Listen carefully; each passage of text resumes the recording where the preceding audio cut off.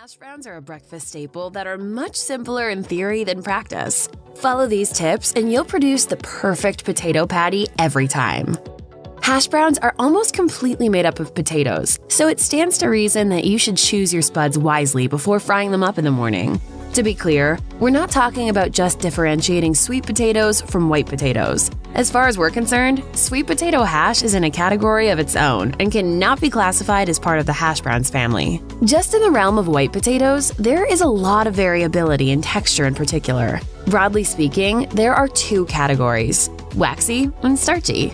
For hash browns, you want the starchiest potatoes you can find. Waxy potatoes have less starch and higher water content, both of which make them less inclined to get crispy. Starchy potatoes, however, will give you all the crispiness you could ask for. They do not hold their shape as well as waxy potatoes, and while this makes them slightly more difficult to work with, it does make for that irresistibly tender center that marks a good hash brown. When shopping for starchy potatoes, russet potatoes should be at the top of your list. Also known as Idaho potatoes, you'll recognize them as the stereotypical baked potato. And when it comes to making hash browns, we could do no better. One of the many pitfalls of making the perfect hash browns is having either too much or too little starch. Russet potatoes are the best option because their abundant starch granules swell and burst when exposed to heat, creating that heavenly crispy layer on the outside. However, too much starch can lead to a gummy texture, making the potato strands gooey rather than fluffy. To avoid having to choose between these two extremes, you need to soak the potatoes before cooking them. Doing so removes the excess starch, which means you won't have to resort to a waxier variety of potatoes that has too little of it. After washing, peeling, and grating the potatoes, put them in a colander and run cold water through them until it runs clear. This step only takes an extra minute or two and is the first opportunity you have to promote the potatoes' crispiness. Each step builds on the next, and starting strong with a thorough rinse will set the rest of the cooking process up for success. You want your hash browns to be crunchy, but not because they're raw. Uncooked potatoes are bitter and unappetizing and bear no resemblance to the fluffy, browned hash browns you devour in restaurants. However, it's easy to end up with raw potatoes when you make hash browns at home, especially if your pan is too hot and you're worried about burning the outside. To mitigate the risks of raw potatoes, we recommend pre-cooking them in the microwave for 2 minutes. Don't worry, this won't turn them into mash. All it does is ensure that once they hit the pan, your only concern is crisping the outside, not cooking the inside. Once you've washed the excess starch off the grated potatoes, microwave them for 2 minutes, keeping in mind that more time does not equal better results. If you microwave them for too long, your hash browns will turn out dry rather than crispy. If you don't have a microwave or would prefer not to use it, you can parboil the potatoes before grating them. Boil them, mash them, stick them in a stew. This can take about 15 to 20 minutes, but it does the job. Make sure to keep a close eye on your spuds while they're boiling. You don't want to let them get too tender.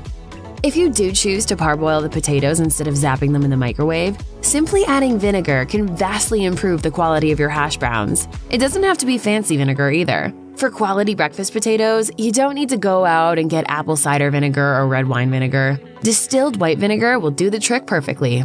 The reason this works wonders is because it prevents the potatoes from falling apart as soon as you try to fry them. As potatoes cook, pectin, the gluey substance that holds them together, breaks down, reducing whole spuds into mushy lumps. In that state, by the time you try to grate and fry them, it will be nearly impossible to form the result into evenly shaped patties. Vinegar makes the pectin break down more slowly, which allows the potatoes to boil sufficiently without falling apart. Be careful though, just 1 tablespoon of vinegar per quart of water is enough. If you get carried away with it, you might end up with vinegar-flavored hash browns.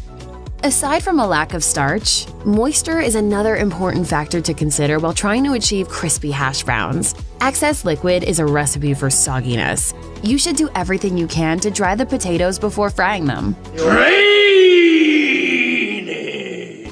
It might sound like backward logic to go through the trouble of soaking and boiling potatoes just to dry them off afterward. But the key to hash brown success lies in the balance between starch, moisture, and oil. The best way to get rid of the liquid is to put the grated potatoes in a kitchen towel or piece of cheesecloth and squeeze. You can also put them back in the colander and compress them by hand to get the water out. For a final moisture-busting measure, pat the potatoes with a dry cloth or paper towel. Luckily, not all the steps involved in making the crispiest hash browns require more time and effort. A simple nonstick pan is one of the best ways to ensure your creation holds together and gets nice and crispy. Its coating will minimize the need for excessive oil, allowing the natural sugars in the potatoes to caramelize and turn golden brown and crispy. If you don't use nonstick cookware, a cast iron skillet is also an excellent option. One of the risks of not using a nonstick skillet is that the hash browns will stick to the surface, making it impossible to flip or extricate them without leaving behind the crust. Not only will this create a mess in your pan, it will also rob you of the most delicious part of the hash browns. The other danger of not using a nonstick or cast iron skillet is that you may be inclined to cook them at a low temperature to prevent sticking. While this will probably achieve your stick-free goal, it will not produce a crispy outer layer. Instead, the oil will seep into the potatoes, making them greasy and soggy. Preheating is a game changer when it comes to making a crispy browned crust. If you've ever found that your first pancake is always the worst, the reason for this is because the pan probably needed more time to heat up. When a pan is too cool, the inside of your food will finish cooking before the outside has a chance to brown. You will either be forced to continue cooking it and accept that the inside will be overcooked, or take it off heat and end up with a pale, rubbery exterior. This is particularly noticeable when cooking steak, where a pink center and a hard crust are essential. In addition to these factors, while cooking potatoes and other vegetables, cooking on a low temperature will steam the spuds with their internal moisture rather than sauté them. To gauge whether your pan is hot enough, flick a few drops of water onto it. They should pop, sizzle, and quickly evaporate. If they don't, wait another 30 seconds and try again. If you're using a cast iron skillet, the preheating process will take longer, but the material will retain heat better and you will get a thicker, darker crust with more uniform results. There are so few ingredients in hash browns that it's worth being selective about each one you use. Plenty of recipes call for vegetable oil or butter, and while these will produce decent results, rendered animal fat will give you the kind of knock-your-socks-off flavor and crispiness that you're dreaming of. If you can get your hands on a jar of duck fat, beef tallow, or lard, you are almost guaranteed to have the best-tasting hash browns you've ever made. Saturated fat is usually highlighted for its health risks, but there is no getting around the fact that it is the hero ingredient in hash browns. There are several reasons for this. For one thing, it has a higher smoke point than butter, which means you can cook with hotter oil and yield crispier hash browns. Many vegetable oils have higher smoke points than animal fats do, but they cannot match their flavor. Refined vegetable oils are robbed of their flavor during processing, while the delicate aroma compounds and volatile fatty acids in unrefined vegetable oils are killed off when exposed to high heat. Animal fats, in contrast, develop richer, more complex flavors when cooked because oxidation creates new flavor compounds. Hash browns come in all shapes and sizes, but there are some rules of thumb to follow if you want them to be crispy. First and foremost, avoid crowding the pan, either by adding too many patties or by making them too thick. In order to get the distinctive crust, the potatoes have to undergo the Maillard reaction, a chemical reaction between amino acids and reducing sugars that creates everything from the crispy dark crust on seared steaks to the fragrant brown crunchiness on toast. In addition to making food crispy and browned, it also alters its flavor by breaking down and rearranging some of its chemical bonds. For the reaction to occur, the food needs to cook at a high enough temperature to rapidly evaporate the moisture in the potatoes. Much like when cooking with a cool pan, piling too many potatoes in the pan brings down the temperature and traps steam, causing the hash browns to steam in their own moisture and preventing the Maillard reaction from occurring. For the best results, leave space between the hash browns so that you can see the bottom of the pan between them, and make sure they are no more than a ½ inch thick to avoid excessive moisture. Compared to something like baking a cake, cooking hash browns is not exactly a lengthy process. However, you certainly don't want to rush their prep, or you'll end up with undercooked, floppy results. Even worse, if you try to speed it up by overheating the pan, you'll end up with charcoal. Try not to move the patties around while you wait for them to cook. Just press them with your spatula and wait at least 60 seconds before gently lifting an edge to see if it's browning. Once it's reached the color and texture of your choosing, gently flip it and leave the other side to cook undisturbed. Try not to flip them too soon, as they need to sizzle to form that protective crunchy layer that keeps out excess oil. If you flip them too early or cook them more than once on each side, you may end up with oil-logged potatoes.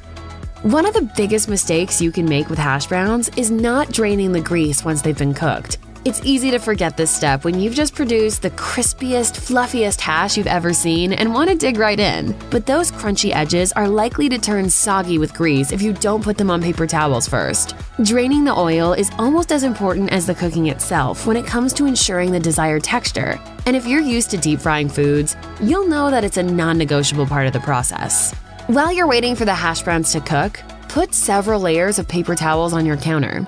Once the hash browns have finished cooking, transfer them immediately to the paper towels for a minute or two, and make sure to flip them to remove grease from both sides. If the pan has a layer of oil on the bottom, you might want to drain the hash browns on cooling racks instead, as paper towels may be insufficient. The window of time when your hash browns are crispy is frustratingly brief. Despite being dried before cooking, the potatoes will still have moisture in them, and even after you remove them from the heat, they will continue to steam. If you seal them in a container with the intention of serving them later, that steam will get trapped and sink straight back into the potatoes like water into a sponge. The best solution is to serve them immediately after putting them on paper towels to get rid of the extra grease. But this can be an issue if you're cooking multiple batches and want to serve them all at the same time. In this case, you can transfer the hot hash browns to your oven. Set the temperature at 200 degrees Fahrenheit to keep the steam rising rather than condensing back into liquid. The steam will also keep the oil from seeping into the crust and turning it soggy with grease.